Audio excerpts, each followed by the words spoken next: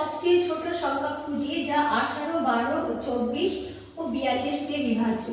সবচেয়ে ছোট বললে আমাদেরকে এর লসাগু বের করতে হবে। তো 18, 24 আর 42 এর লসাগু কি করে বের করব? ফার্স্টে এটাকে আমি 2 দিয়ে দিতে পারি। 9 দুগুণ 18, 12 দুগুণ 24 আর 21 দুগুণ 42। এবার আমি দেব কি দিয়ে?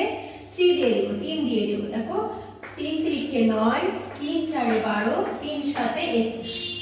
তো এখানে এবার আমি লিখব লসাগু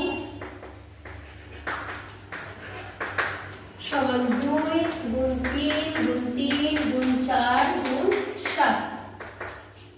তাহলে লসাগু কত হবে? 3 দুগুণ 6, 3 6 18, 4 18 72, 72 কে 7 দিয়ে গুণ করে দেখো।